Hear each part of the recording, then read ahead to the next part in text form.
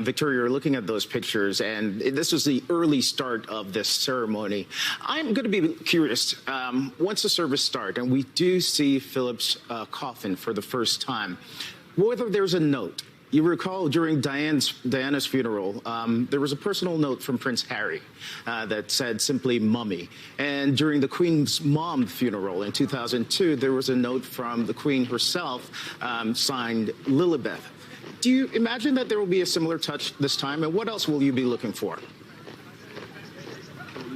I think this will be wholly dependent on COVID restrictions, if I'm honest. We do know that there's going to be a laurel wreath on top of the coffin, and that could have one of those personal messages from the Queen.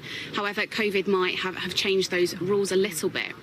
For me personally, I'm going to be looking at the kind of continuity of the funeral. Is this similar to what we saw for the Queen Mother, who also had a royal ceremonial funeral back in 2002? What is the continuity here? What is the change? Of course, COVID aside, there are a lot of factors that we will think about. You know, the Duke was known for not really liking sermons, so there isn't a sermon today. He famously got quite angry when the sermons were longer than 12 minutes, so he's kind of scrapped that, and he was, of course, heavily involved in the planning of his own funeral. Victoria, thank you for that. And Victoria, often at the end, we begin to think once again of the beginning, and I want to ask you about Philip's childhood, and it certainly was not easy for him. What can you tell us about what he went through in his childhood and how it shaped him as an adult? I think that's a really good point, Lindsay. You know, that childhood really shaped the way he kind of grew up and had a view on life, essentially. His family were exiled from Greece as the Greek royal family, and he was essentially smuggled out of the country in a crate of oranges. So that then saw him shift around Europe for a while before settling in Britain. And with his older sisters, who were, you know, a good deal older than he was kind of passed pillar to post amongst the family and had a bit of a nomadic childhood, if you will. It was Gordonston, the school he went to in the Scottish Highlands, that actually really shaped him and kind of gave him that challenge of trying to overcome those difficulties. You know, he took it as a challenge to really make something of himself.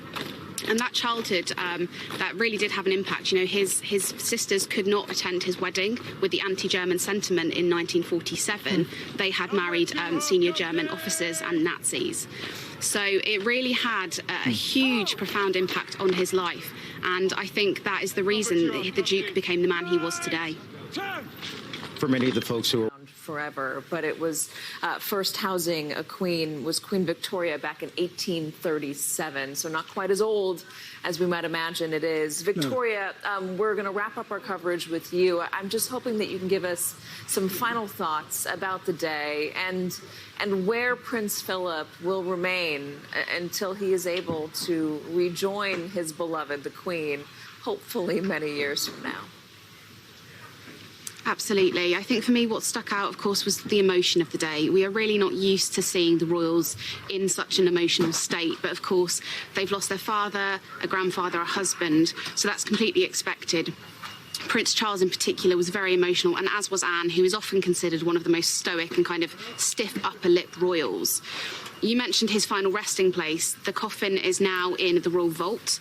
There are numerous monarchs down there, including Henry VIII, George III. But it's not actually Philip's final resting place. When the Queen eventually passes, she will join the Duke in the George VI chapel alongside the Queen's father, the Queen Mother, and Princess Margaret's ashes. So I think that's really poignant. You know, they're of that certain generation, and they will all be together. And that's kind of the chapel full up at that point. There probably won't be any further royals added to that chapel afterwards, but they will all be together for eternity. And let us remember, as we've watched this day, this is the end of an era for an institution, but it is also the end of a very long and very successful marriage. More than 70 years that Prince Philip and the Queen were married. She called him my strength and my stay. What a terribly difficult time this must be for her.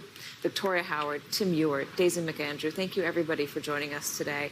And that is going to do it for me. I'm Katie Tur. Thank you for watching MSNBC's coverage of the funeral of Prince Philip, the Duke of Edinburgh. But keep it here because my colleague and my friend, Alex Witt, will be back in just a moment with Alex Witt Reports.